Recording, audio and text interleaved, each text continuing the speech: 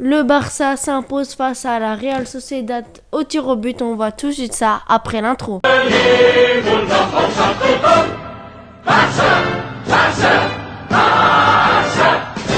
Les amis, avant de commencer la vidéo, j'aimerais vous remercier pour les derniers retours des 2 dernières vidéos. Franchement, on a gagné énormément des abonnés, on a dépassé les 900 abonnés. Maintenant, l'objectif est de faire les 1000 abonnés.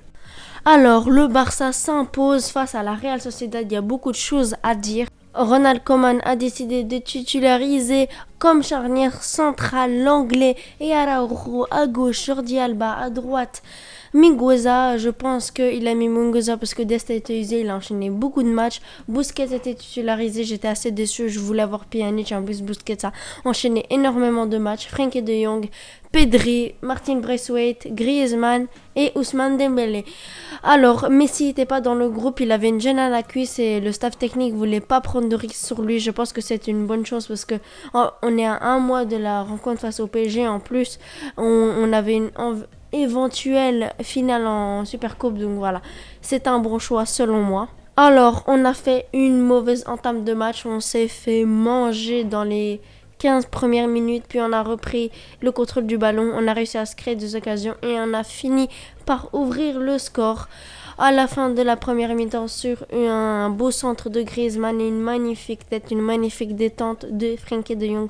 On voit que de Jong prend de plus de confiance, il déborde, il fait des efforts offensifs et défensifs, franchement c'est top, il continue à enchaîner. Griezmann a fait une plutôt moyenne première mi-temps. Dembélé a essayé beaucoup de choses mais il n'a pas réussi à bien perforer le bloc de la Real Sociedad. C'est compliqué parce que la Real Sociedad joue en bloc bas et essaye de revenir en contre. Donc dans la deuxième mi-temps, les joueurs étaient plutôt fatigués, surtout dans les 20 dernières minutes. La Real Sociedad était aussi fatiguée, les joueurs de la Real Sociedad. Donc voilà, les joueurs étaient fatigués. J'ai l'impression qu'ils voulaient pas avoir la prolongation. C'est vraiment une mauvaise chose qu'on a eu la prolongation parce que les deux équipes étaient super fatiguées. En plus, face au calendrier infernal qui nous attend, c'était mieux qu'on termine le match après les 90 minutes, mais finalement, on est arrivé en prolongation. Alors, Koeman a décidé de faire entrer Riqui Puig, Pjanic. Donc voilà, j'ai été plutôt satisfaite de ces changements. Trincao est également rentré. Braithwaite était sorti. Franchement, il y a eu beaucoup de changements.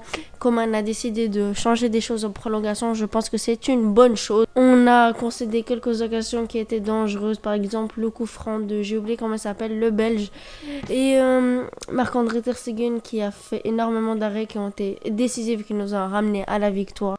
Finalement, on arrive au tir au but. Oyarzabal qui rate un penalty, Frenkie de Jong aussi, Dembélé qui le transforme aussi. Également Riqui Puig qui nous donne la victoire, c'est vraiment beau. En fait, Koeman a choisi ses 4 premiers tireurs et il a demandé qui voulait tirer en 5e.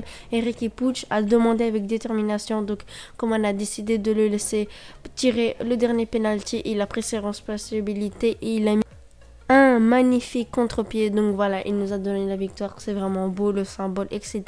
Et Griezmann qui pouvait nous donner la victoire juste avant, mais qui rate son tir au but, franchement, et on voyait qu'il n'avait pas confiance, il avait peur, il savait pas où tirer, finalement, il la tire, je sais pas où elle est partie la balle, peut-être qu'elle a touché un civil, je sais pas, ou un avion, bref. Maintenant, parlons un peu des individualités. Donc, en flop, j'ai envie de dire Antoine Griezmann. Antoine Griezmann qui a fait un match catastrophique, il était dégueulasse son match, il rate un peu un tir au but, il perd des ballons, il se projette pas assez vite vers l'avant. Au début, il y en a beaucoup qui s'attendaient que Griezmann porte l'équipe puisque Messi était absent, mais finalement c'est Dembouz qui a porté le Barça. Dembouz qui a pris des risques. Il est tombé aussi, on avait peur qu'il s'était blessé, mais finalement c'était qu'une crampe. Après une grosse occasion, il a failli la mettre, mais il a perdu l'équilibre. Quelque chose comme ça. Pedri qui a fait un bon match, je trouve qu'il était assez correct, mais il a enchaîné beaucoup de matchs. En plus, Messi n'était pas là. Bon, en fait, on connaît la connexion Pedri-Messi. Même Messi va moins bien quand Pedri n'est pas là. Franchement, c'est une très grosse connexion. En plus, Pedri a quand même fait les efforts, même s'il a fait un match plutôt moyen. Il faut le reposer. Maintenant, il doit essayer de faire un bon match ce dimanche. On espère que Messi sera présent. Araujo qui a fait un très gros match. Selon moi, c'est le deuxième homme du match. Il a fait énormément de récupération. Il était dur sur l'homme. Il récupérait des ballons sur des contres. Il a été stratosphérique. C'est le patron de la défense. Normalement, c'est pas normal parce que normalement, ça doit être Clément Lenglet qui a plus d'expérience. C'est lui qui doit être le patron. Mais on a bien vu que Lenglet était pas confiant. Il n'avait pas de confiance en lui. Il était fébrile. Franchement, il doit faire attention parce que Umtiti il est en train de revenir petit à petit et puis qu'il va revenir de sa blessure dans quelques mois. Donc, il risque de perdre sa place.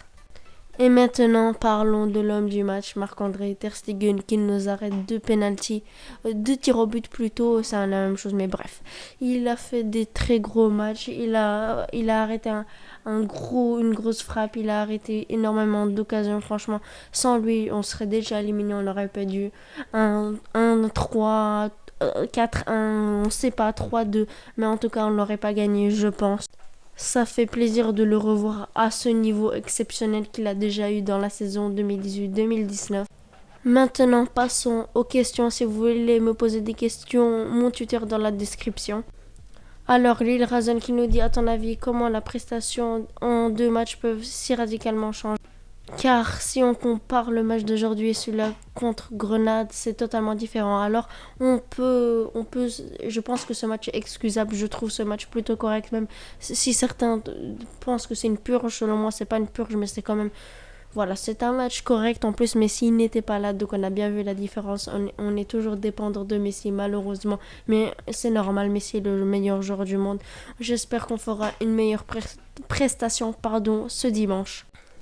Alors, Mystique nous dit, Ricky a-t-il gagné du crédit chez Coman? Je pense qu'il en a gagné un tout petit peu, encore un peu plus. Face à Grenade, par exemple, il a joué une petite vingtaine de minutes et maintenant il joue encore une demi-heure. Je pense qu'il commence à le faire confiance petit à petit. On l'espère en tout cas et j'espère qu'il continuera à avoir du temps de jeu. Mais certains disent qu'il va être titulaire au prochain match, mais je le pense pas du tout. Déjà, il faut être satisfait. Il joue les fins de match, par 20 minutes, 15 minutes, une demi-heure. Donc franchement, ça c'est bon pour sa confiance et pour le groupe. Alors, Denis Puch ou Ansu Fati qui nous dit, Ricky Puch, qu'en penses-tu de son entrée? A-t-il surboosté l'équipe qui était très faible en seconde période? Et qu'en penses-tu de son comportement envers sa motivation pour tirer le dernier tab? Alors, il a fait énormément de bien en prolongation. Il était frais, il faisait énormément d'efforts. Il a fait une rentrée plutôt bonne et aussi son comportement, il était déterminé à donner la victoire au FC Barcelone en tirant le dernier penalty. Il était vraiment déterminé et ça, c'est un mental de champion. Et voilà, on arrive à la fin de cette vidéo. Si vous l'avez apprécié, likez, partagez, commentez et on se laisse pour l'avant-match de finale de Supercoupe. Allez, ciao. Cross out the ones who heard my cries and watched me weep. I love everything